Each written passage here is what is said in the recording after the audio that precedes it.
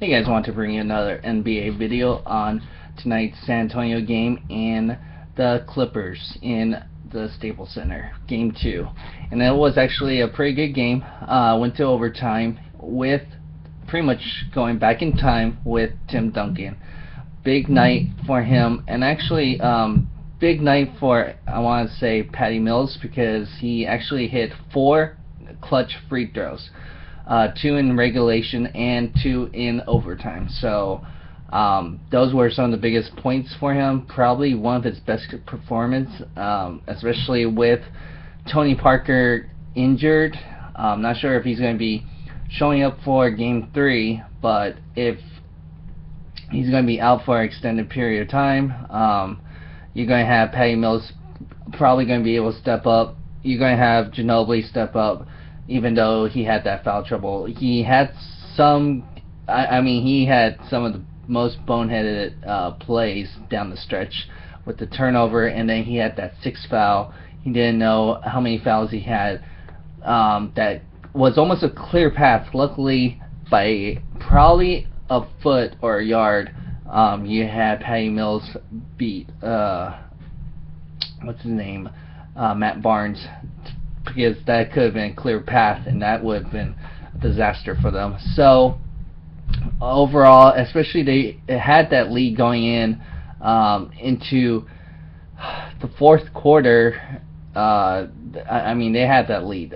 You can't really give that momentum up, and especially almost losing that game when you should have had that game already wrapped up. So you actually have, let's see, Splitter didn't play too many minutes, 19 minutes. You had Boris Diaw had to play a lot of minutes, which he actually produced and helped the team. Almost had a triple-double, actually. Short 4 assists and 1 rebound.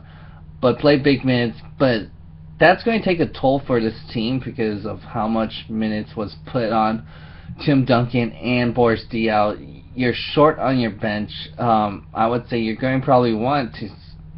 I know defensively, Matt Barner is not very good at that, and you're going to have to depend on guys like Corey Joseph for the next game because of Tony Parker being down.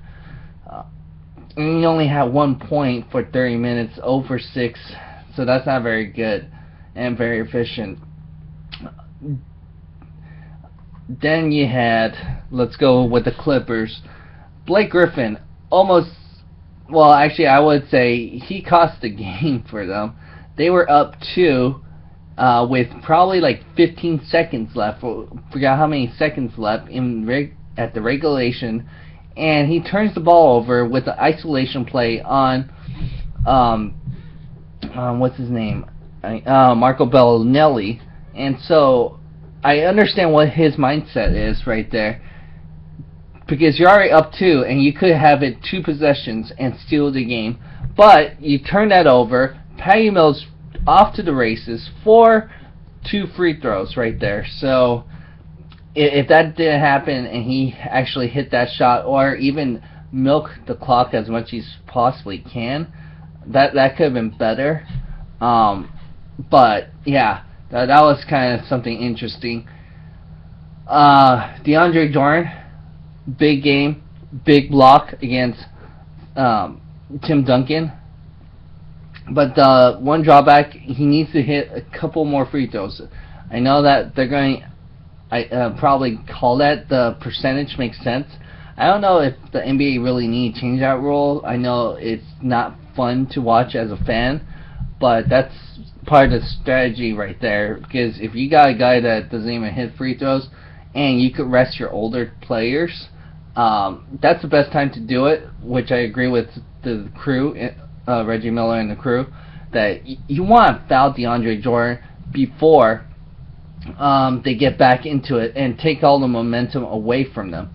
You don't want them coming back with fast break, hit a couple threes like they almost did, and win the game that way. So you want to take the momentum and take the fouls right there and play your odds against them.